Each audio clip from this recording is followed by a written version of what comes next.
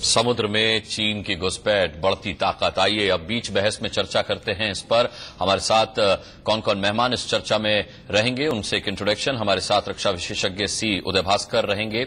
इसके अलावा स्टूडियो में मेरे साथ डॉक्टर राजन कुमार हैं, जो कि centre for international studies JNU के प्रोफेसर हैं। साथ ही मेरे साथ ब्रिगेडियर आरबी शर्मा हैं, जो कि बीजेपी के डिफेंस सेल के को कन्वीनर हैं। इसके अलावा हमारे साथ थोड़ी ही देर में मेजर जनरल अफसर करीम साहब जुड़ेंगे रक्षा विशेषज्ञ तौर पर, और प्रफुल्ल बख्शी डिफेंस एक्सपर्ट हमारे साथ होंगे। सी उदय भास्कर जी, सबसे पहले आपसे जानना चाहूंगा, जिस तरीके से चीन समुद्र में अपनी ताकत बढ़ा रहा है, जिस तरीके से ये संदेश दे रहा है कि वो तीन तरफ से अब भारत को घेर रहा है, कितने बड़े चिंता की घंटी है ये? भारत को सतर्क जरूर रहना है, क्योंकि भारत और चीन के बीच में जो इतिहास रहा है वो काफी जटिल है।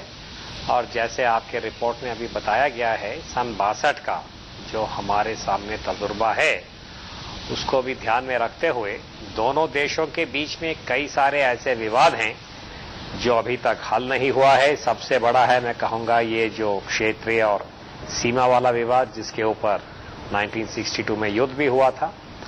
कई और ऐसे पहलू हैं जिससे मैं कहूंगा कि चीन के कई ऐसे पहल हैं जिससे भारत के अंदर ये चिंता जो है काफी बढ़ता है। पर एक चीज है, जहां तक समुद्री तट है, ये बात सही है कि चीन ने इसको एक प्रकार का अहमियत दिया है अपनी पूरे जो संपूर्ण सैनिक ढांचे में। उन्होंने इसी प्रकार से स्पेस और साइबर को भी अहमियत दिया है।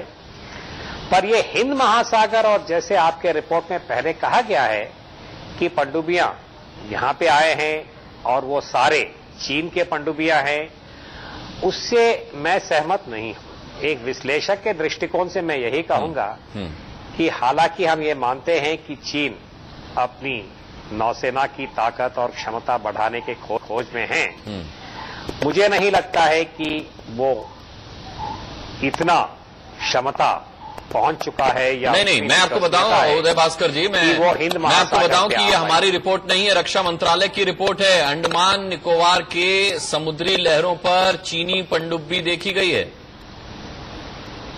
अनुराग जी, मेरी बात सुनिए।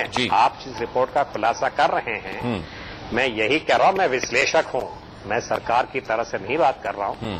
मैं यही कह रहा हूं, विश्लेषक के दृष्टिकोण से मुझे इससे काफी संदेह होता है, क्योंकि हिंद महासागर में कई देशों के पनडुब्बियां आते हैं। उसमें अमेरिका के भी हो सकते हैं, फ्रांस के भी हो सकते हैं, एक जमाने में ब्रिटेन के भी आते थे। तो ये बार बार कहना कि 22 बार जो है, मैं आपको डाउट अपना जो है बता रहा हूं, मैं उससे सहमत नहीं हूं, क्योंकि चीन के पास इस प्रकार की पनडुब्बी की क्षमता इस वक्त तक नहीं है।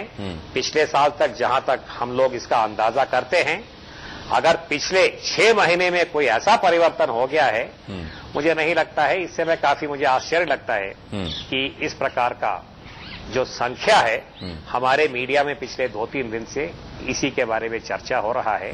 तो एक विश्लेषक के दृष्टिकोण से मैं यही जोड़ना चाहता हूं कि मुझे इस पे हल्का सा एक डाउट है कि इसका समीक्षा दोबारा होना चाहिए। ठीक है, चलिए आता हूं आपके